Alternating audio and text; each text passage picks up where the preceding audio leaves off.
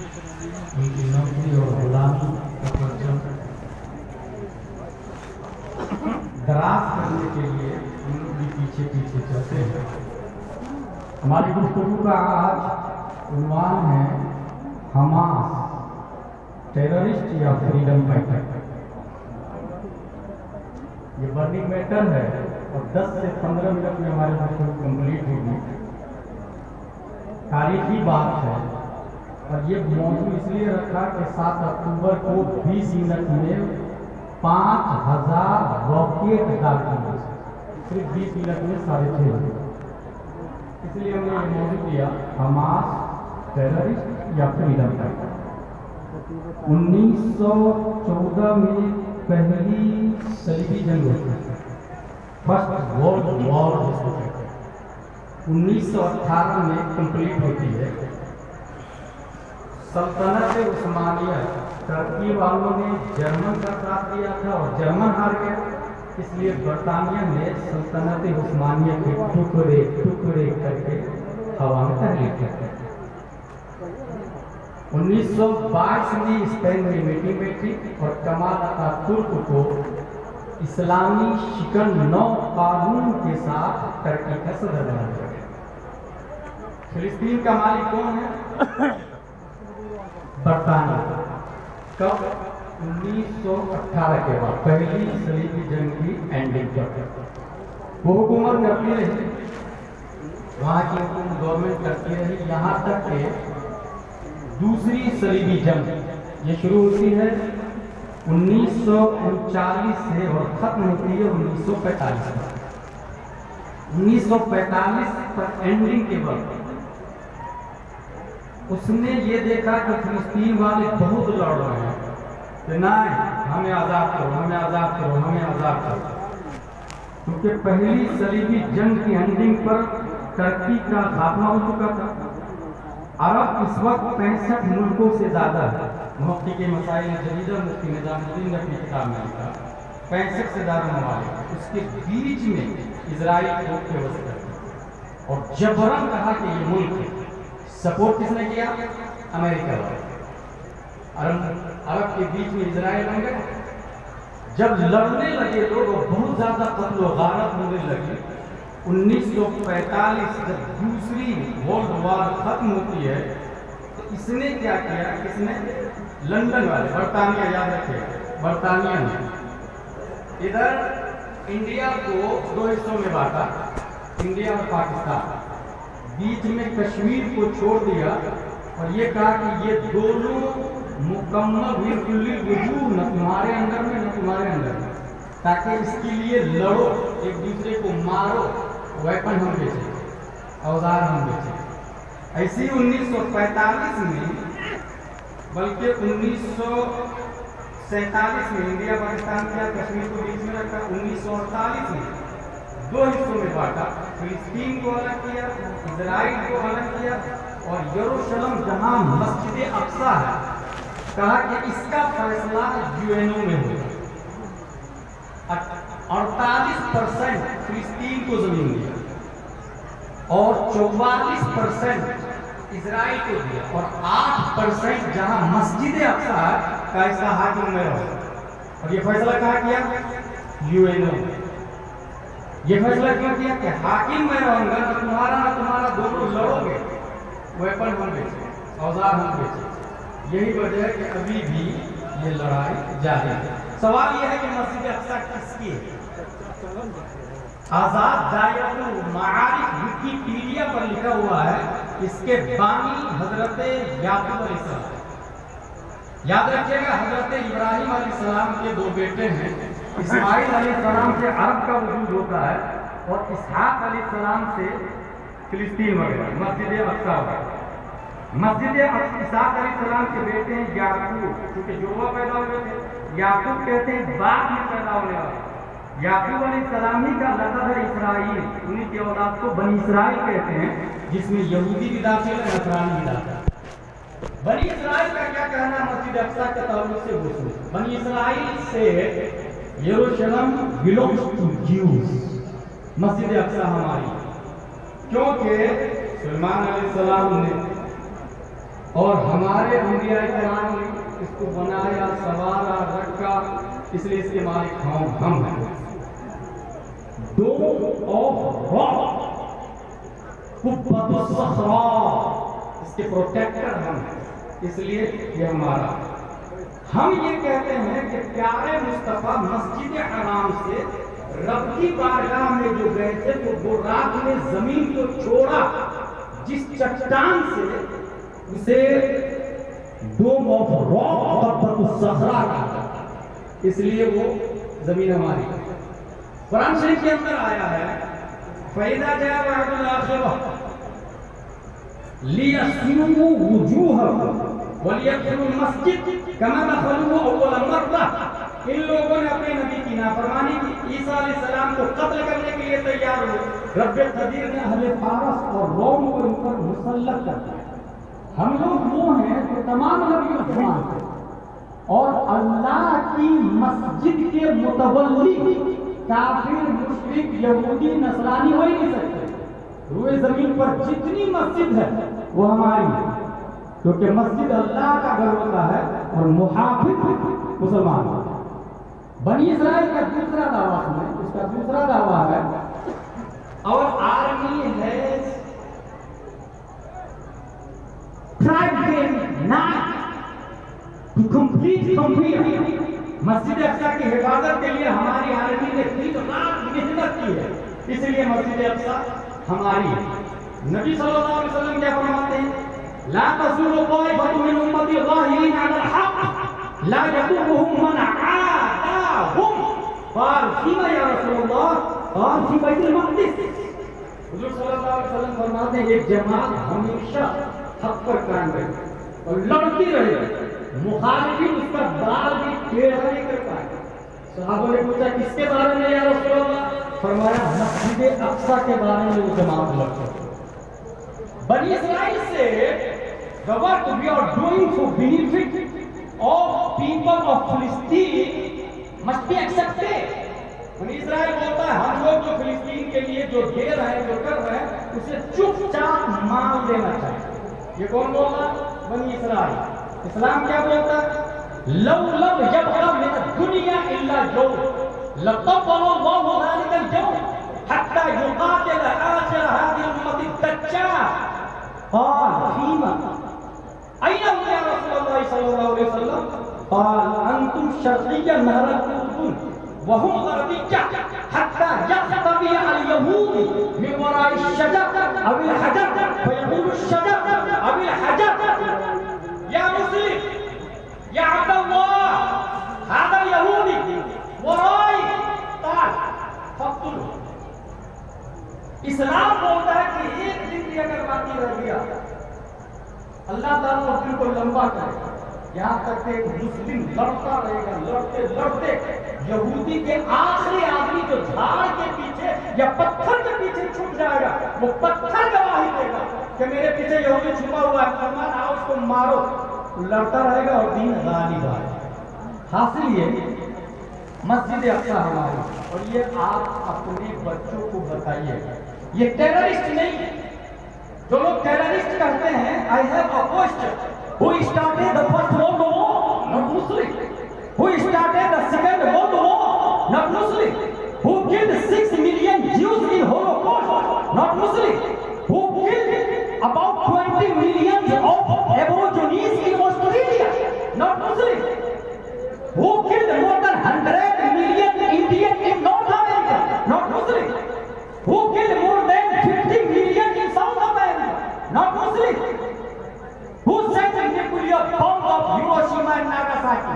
Not Muslim. So, first of all, you will have to define terrorism properly. If a non-Muslim does something bad, he's crime. But a Muslim commits the same thing, he's terrorist. So first remove this double standard, then come to the point. I don't know any terrorist. I don't know any group. I don't know any Osama, any Ikhwanul Muslimin. ہمارا رشتہ اس انسان سے ملتا ہے جو 28 مہینے jail میں رہ کے مار کھا کے دین کی حفاظت کرتا ہے۔ کیا امام احمد بن حنبل ٹیررسٹ ہو سکتے ہیں؟ ہمارا رشتہ اس امام سے ملتا ہے جو جیل میں رہ کے زہر پی کے انتقال کر جاتے ہیں مگر بغاوت میں نہیں اترتے، اسلام کی حفاظت کرتے ہیں، کیا امام اعظم ٹیررسٹ ہو سکتے ہیں؟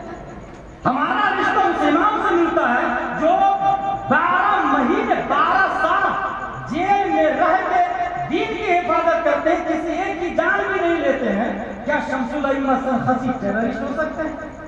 سوچیں، ہم اس امام کو مانتے ہیں جو 7 سال جیل میں رہ کے لوگوں تک امن و شانتی کا پیغام دیتا، بغاوت نہیں کرتا ہے، کیا مجدد الجزائری ٹیررسٹ ہو سکتے ہیں؟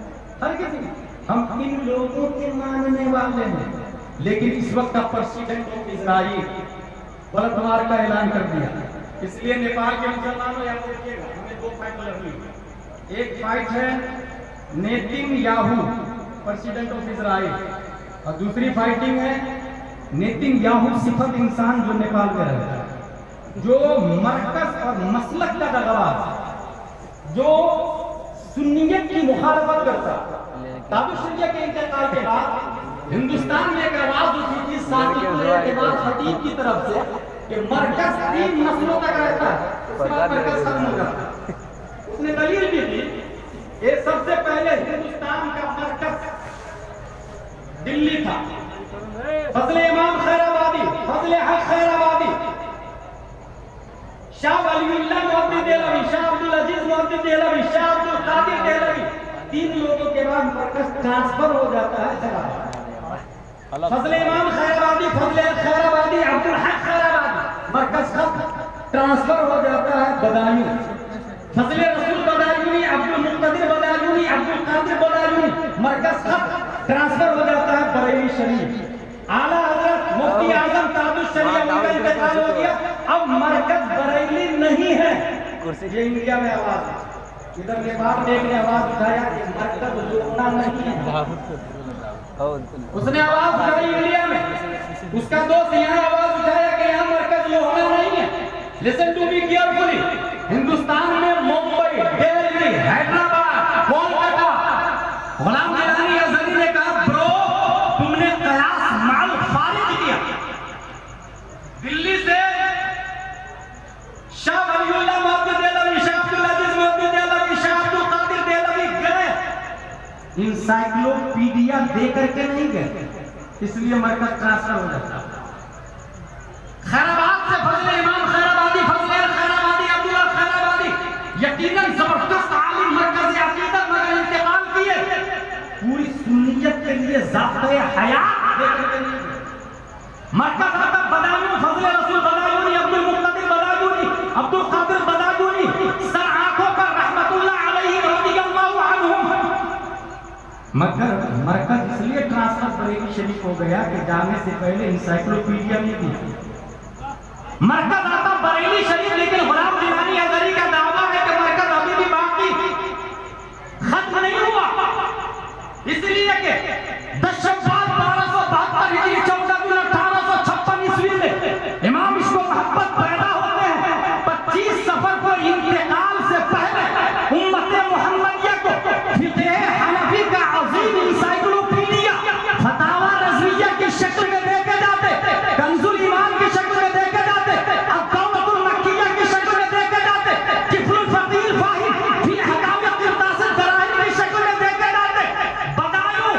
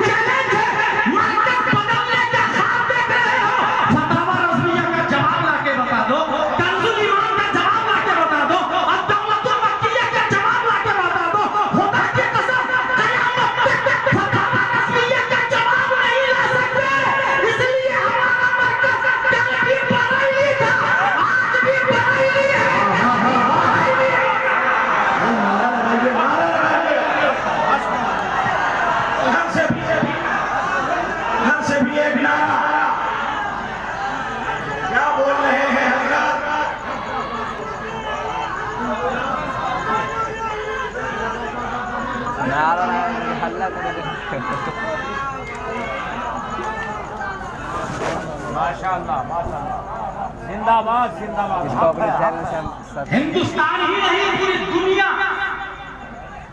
جو تاج الشریعت کو جانتی ہے وہ قاضی قضات فی الہند کی شکل میں جانتی ہے. یہ بتائیے تاج الشریعت نے کتنے نکاح فس کروائے؟ ایمانداری سے میں ذمہ داری سے یہ بات کر رہا ہوں. تاج الشریعت نے کتنے نکاح فس کروائے؟ اس مردود نے 30 سے زیادہ نکاح شوہر کے ہوتے ہوئے ختم کروا دیا. شوہر کے ہوتے ہوئے وہ بھی 10-20 ہزار کا ہوتا ہے. ولا حول ولا قوت الا باللہ العلی العظیم. میرے بھائی تاج الشریعت علیہ رضوان اوریجنل قاضی تھے. فتاوی تاج الشریعت اٹھا کے دیکھیں، حضرت زندہ ہے بھائی اللہ جا کے پوچھے کتنے نکاح فس کروائے. 20,000 کے بدلے میں شوہر کے ہوتے ہوئے نکاح کو ختم کرتے رہے. قاضی چاہیے اخبار بنا دیا. کوئی بولنے والا جو بول رہا ہے وہ کارگر کی سر پر گالیوں کی سر پر، اور جو گالیوں سے مفتی شفیق رضا شمسی بڑی اچھی بات بار بار بولتے ہیں، طلبے چاٹنے والے کی تاریخ نہیں لکھی جاتی، ٹکرانے والے کی تاریخ لکھی جاتی ہے. گالی سننے والے کی تاریخ لکھی جاتی ہے، ماں کھانے والے کی تاریخ لکھی جاتی ہے. شوہر موجود ہے نکاح کو فس کرتے رہا. بیچارہ دیکھو نا کیا بھائی. ابھی شمس الاولیاء کے ساتھ جاتے بتا رہے تھے کہ لہن میں بھی ایک ٹائپ ہے 30 سے زیادہ. میں نام بتا سکتا ہوں، لسٹ تیار ہے. ایک دن سے دورہ کیا ہے. سارا جرائم بھی باقی ہے. اس لیے جب تک ان تمام جرائم سے توبہ نہیں کرتا مردود الشہادہ رہے گا. ہمارا مرکز لوہنا شریف ہے، اور لوہنا شریف مرکز عمارت کی بنیاد پر نہیں ہے، شیر نیپال کی بنیاد پر. اور شیر نیپال بھی حیث ہوا انسان ہے. وہ تو تمہاری پاکستان میں بھی دفن ہو سکتے ہیں، لیکن شیر نیپال مرکزی شخصیت اس لیے ہے کہ انہوں نے فتاوی برکات لکھا ہے.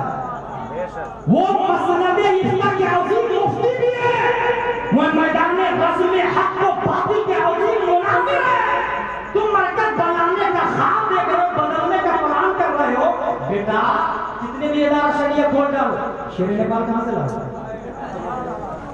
حضور حافظ ابھی تک نے کہا تھا، کسی نے کہا تھا اشرفیہ بہت بڑا اپنا ادارہ ہے، مرکز کا اعلان کر دیجیے نا ہندوستان میں. حضور حافظ ملت نے جواب دیا تھا اعلان تو کر دوں مرکز کا، مگر احمد رضا کہاں سے؟ احمد رضا کہاں سے؟ الحمدللہ الذی فتاوی برکات عالم کا نہیں علم کا نام ہے. اور مفتی مطیع الرحمان صاحب نے ثابت کیا کہ اللہ کا ولی مرتا نہیں ہے، جیسا کہ راجع کی تفسیر بتاتی ہے. اور سائنس بھی اس بات کو پروف کر رہی ہے. The human came from other planet. انسان دوسرے پلانیٹ سے آیا، اور جس پلانیٹ سے آیا ہے وہ نہیں بتاتا ہے. ہم نے جب قرآن پڑھنا شروع کیا تو اس میں آیا گیا اگر اس کو ہم تک وضو کر چلنا، پتہ چلا اس انسان جس پلانیٹ سے آیا ہے اسے جنت کا. الحمدللہ ہم تمام نیپال کے مسلمانوں سے کہیں گے ہمارا مرکز عقیدت اور مرکز علم، عقیدت اور علم دونوں کو لگا رہا، دونوں بول رہا ہوں. کہیں کوئی لالی پاپ روسٹیڈ اور لیگ پیس دیکھ کے بیوقوف نہ دے. مرکز عقیدت بھی اور مرکز علم بھی لوہنا شریف ہے. فتاوی برکات اور جو اعلیٰ حضرت نے فتاوی رضویہ لکھا اس کی نشر و اشاعت صحیح ترجمانی لوہنا شریف سے ہوتی ہے. اور کوئی یہ بھی نہ کہے کہ یہاں پڑھے لکھے لوگ نہیں ہیں. اگر ہے کوئی جواب تو مفتی مجیب الرحمان کا جواب آگے بتاتا ہے. کسی کے پاس جواب؟ میں جانتا ہوں جس وقت میں بنگلور میں تقریر کرنے گیا تھا تو پتہ چلا کہ یہاں کے بہت بڑے شیخ الحدیث مفتی مجیب الرحمان صاحب جب حیدرآباد خلوت میدان میں پہنچا بحیثیت خطیب تو رحمت عالم کمیٹی نے بتایا کہ آج سے 10 سال پہلے مقرر خصوصی کی حیثیت سے مفتی مجیب الرحمان آئے تھے. حدیث میں ان کا کوئی جواب نہیں ملتا. بیٹا وہ لوہنا شریف میں رہتے ہیں، یہی رہتے ہیں. قاضی القضات فی النبات ہم حضور ضیاء المصطفیٰ رحمۃ اللہ علیہ کو مانتے ہیں. اور اگر تم یہ کہو کہ عالم اور مائے ملک نہیں ہے تو میرا یہ کہنا ہوگا حضرت میاں بھی عالم اور مائے ملک نہیں ہے. علامہ صاحب نے قاضی القضات فی الہند بنایا نا، جا کر ان سے دلیل لے کر. اور غلام ہلالی ازہری حضور مودی سے کبھی کے شاگرد کا نام. الحمدللہ الذی قرآن شریف کے خلاف فتویٰ جائے تب تو، حدیث کے خلاف فتویٰ جائے تب تو، فتاوی رضویہ کے خلاف فتویٰ اور تو بولے گا کیا؟ بولتا فتاوی رسمیہ میں غلطیاں ہیں ماذ اللہ رب العالمین، اس کا کیا اعتبار کرے؟ کبھی تاج الشریعہ کے تاج ہی میں گفتگو کرنے لگ جاتا ہے ماذ اللہ رب العالمین، اس لیے ڈپلیکیٹ خصوصاً اچھا ذات پات کی بات کرتے نیپال میں، شیر نیپال شیخ کا مرکز نہیں ہے، غلط 100% غلط غلط غلط، تمام سنی مسلمانوں کا مرکز ہے۔ کیونکہ مجھے یاد ہے دربھنگا کی دھرتی پر حضور شیر نیپال علیہ الرحمہ کی موجودگی میں نے تقریر کی تھی، اتجہ نحو مدینہ وقال ان اولى الناس بی المتقون من کانوا وحیث کانوا، میرے قریب وہ ہے جو متقی ہے حیث کانوا، جہاں کا بھی رہنے والا، مکہ میں پیدا ہونے والا بھی کافر ہو سکتا ہے، لوہنا کے گاؤں کے کنارے پیدا ہونے والا بھی اللہ کا ولی ہو سکتا ہے، من سید بھی کافر ہو سکتا ہے اور سید بھی اللہ کا ولی ہو سکتا ہے، ایک منصوری ایک دنیا ایک تباری اللہ کا ولی ہو سکتا ہے، من کانوا کرتے اور ہوتا ہے، حدیث میں آیا جو بھی ہو یاد رکھیں، طاہر بیرامی بھی سید بولتا ہے، اس لیے میں کہہ رہا ہوں، اس لیے میں کہتا ہوں کہ مسلک کا باقی سید ہے، میں ایسے سید کو نہیں مانتا، میں ایسے سید کو مانتا ہوں جو مسلک اعلیٰ حضرت کو آئیڈیا مانتے ہیں، اس لیے امین میاں سراخوں پر گلزار میاں سراخوں پر غیاث میاں سراخوں پر ہے، سید امراض صاحب کیوں مانتے ہیں؟ مسلک اعلیٰ حضرت کو ہوگا، اس لیے یاد رکھیں یہ شیخوں کا مرکز نہیں، تمام مسلمانوں کا مرکز ہے، تمام سنی مسلمان کا، ڈپلیکیٹ کا نہیں، تولر کا بھی نہیں، چمچا کرچھول چمچی کا بھی نہیں، مسلمان سنی مسلمانوں کا مرکز ہے، لوہنا شریف، اور کچھ لوگ برادری کی وجہ سے ادھر چلے جاتے ہیں، کوئی دائیں کوئی بائیں کوئی طرف، منصوبیوں میں مسلک اعلیٰ حضرت کا پابند ایک آدمی کو جانتا ہوں جسے لوگ مفتی شفیق رضا شمسی کے نام سے یاد کرتے ہیں، میں یہ کہوں گا اگر قضاءات کا مسئلہ اتنا ہی ضروری ہو تو ان کی طرف رجوع کریں، ایٹ لیسٹ مسلک اعلیٰ حضرت کا پابند تو ہے، جو مسئلہ نہیں معلوم ہوگا اپنے اکابر سے پوچھ کے تو بتائے گا، اور من کل الوجوہ یہ اعلان عام ہے، جتنے بھی منصوری ہو رائن ہو انصاری ہو تمام سنی مسلمانوں کا مرکز لوہنا شریف ہے، مرکزی شخصیت حضور شیر نیپال ہے، اور ان کی کتابیں فتاوی برکات یہ آج کل 100 سال 200 سال کے بعد بنا نہیں ہوگی، بلکہ فتاوی برکات قرآن و حدیث کا عکاس ہے، اس کو قیامت تک رہنا ہے، اس لیے لوہنا ہمارا مرکز قیامت تک رہے۔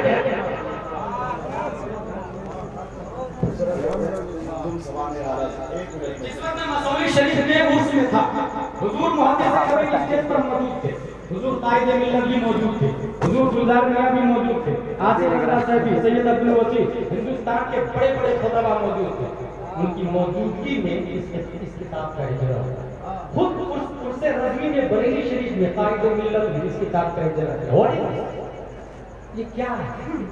دراصل یہ منظوم سوال ہے اعلیٰ حضرت، اعلیٰ حضرت کی لائف اسٹائل کیسی تھی، نظم میں تو اور لوگوں نے بھی لکھی ہے، لیکن نظم میں مکمل مولانا محبوب گوہر صاحب نے لکھی ہے، بہار کی سرزمین کی خوشنصیبی ہے، ملک العلماء بھی وہی کے رہنے والے، علامہ ظفر الدین بہاری علیہ رحمت جس نے سوال اعلیٰ حضرت لکھی نظم میں، اور جنہوں نے نظم میں لکھی یہ بھی وہی کے رہنے والے، مولانا محبوب گوہر صاحب 2500 اشعار نظم میں ہسٹری بیان کرنا بہت ٹف ہوتا ہے، اس لیے جو کام بڑے بڑے علماء نہیں کر پاتے کرنے والے اللہ جس کو توفیق دیتا وہ کر لیتے ہیں۔ مولانا محبوب گوہر بہت بڑی مفتی کا نام نہیں، بہت بڑی درسگاہ کے مدرس کا نام نہیں، مگر یہ سمجھ میں آتا ہے کہ غلام اعلیٰ حضرت کا ناشر مسلک اعلیٰ حضرت کا، انہوں نے عظیم ضخیم کتاب جو پاکستان سے اوارڈ کا اعلان بھی ہوا اور بغداد شریف میں اس کتاب کو پیش کیا گیا، مدینہ شریف میں پیش کیا گیا، مکہ شریف میں پیش کیا گیا، پوری دنیا میں جہاں اردو جاننے والے لوگ رہتے ہیں اس کتاب کو بھیج دیا گیا۔ آپ حضرات اسے حاصل کرنا چاہیں تو کہاں سے حاصل کریں گے؟ مولانا محبوب گوہر صاحب سے بات کریں گے۔ اللہ تبارک و تعالی ہم سب کو مسلک اعلیٰ حضرت پر قائم رکھے۔ مفتی اختر حسین علی صاحب آنے والے ہیں، تاج الشریعہ ایک جملہ کہتے تھے، تاج الشریعہ علامہ عاشق الرحمان، مولانا صاحب منصوری، علامہ عاشق الرحمان کہتے تھے میری آنکھوں میں چمڑی اختر جچتے